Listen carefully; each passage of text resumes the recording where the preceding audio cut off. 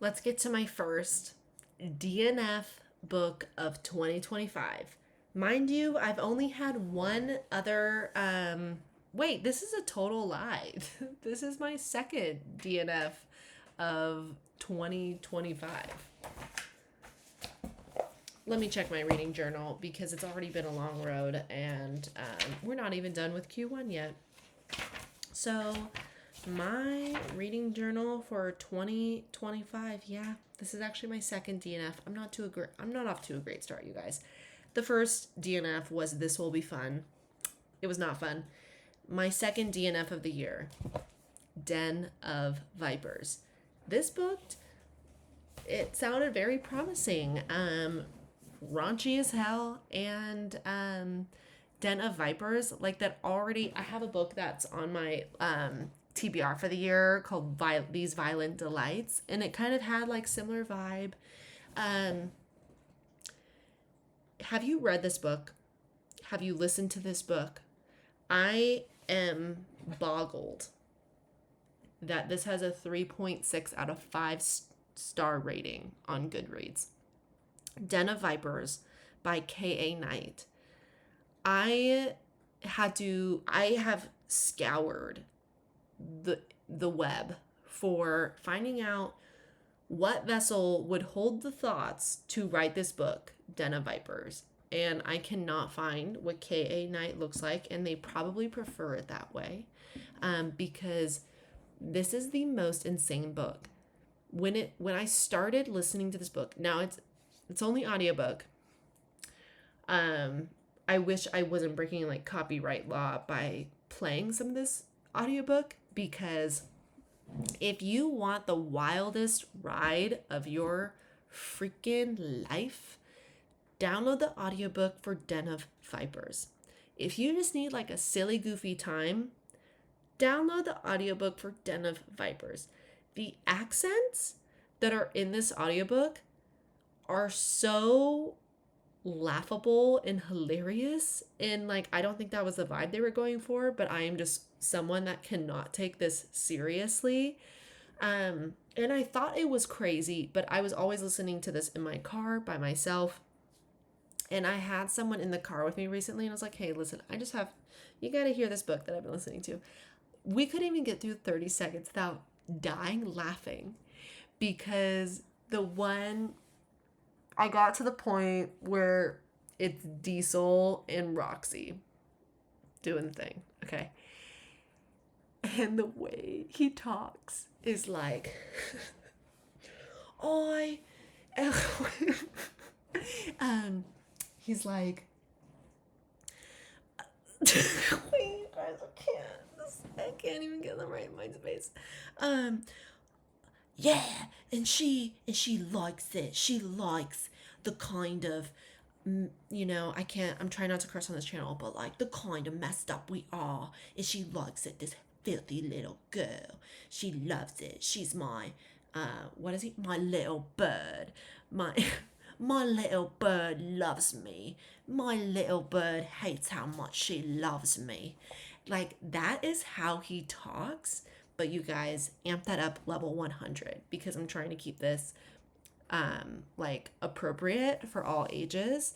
This is the most insane book I've ever read. I'm not even like, there's no romantic bone in my body that responds to this book. It is crazy. It seemed promising in the beginning. Have you that? But I was not familiar with this whole reverse harem trope that is happening now, and I do not vibe. So her dad sells her. Okay, screwed up, but you got my attention. Okay, her dad sells her, and this gang. I don't even know what they're like. What do they do? Are they into narcotics? Like what? Ammunition, like artillery, I don't know. They accept her, so that already, like, we're not laying the foundation of high moral code here. And they take her, and they're like, you're our property, you better get used to it, you're all property. And she's like, oh my god, I hate you guys, but like, you're so hot. And so it's It's four dudes, and you've got like the ringleader dude, and then you have like the muscle, like the bodyguard of the group, and then you have like someone who's like the spy of the group, and then you have the psycho of the group. And the psycho name of the group is this guy named Diesel, and the girl's name is Roxy. And of course, they all have tattoos, and of course, they all like some like really messed up fantasy land, but like there's so many trigger warnings that come with this book that like I'm not an overly sensitive person, but honestly like the scenes that I think the author like wanted the reader to be like, oh, this is so hot, like, what, I'm like, girl, like we need to rescue you, and like every step of the way, like we need to get you out of there. And the Diesel scene was extraordinarily like that. And she was like really into it, you guys. It involves like quite a bit of blood. And I'm sorry, my like favorite tropes are like where the guy's like, you better not hurt her, how freaking dare you, that you caused her any kind of discomfort. And meanwhile this Diesel guy's like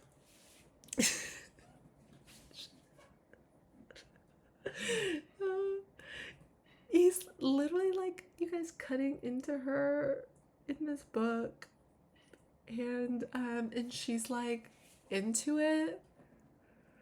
And like if you think Saltburn is spicy, that's mayo compared to this book.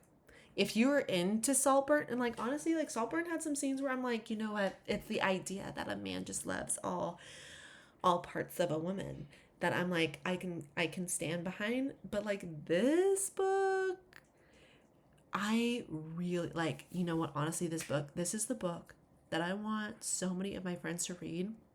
More so because I want to judge them on their reaction. Like, are you repulsed by this as I am? And if you're not repulsed, I have so many questions for you.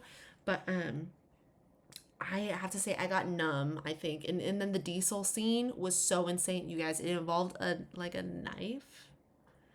Using a knife in multiple ways with Roxy.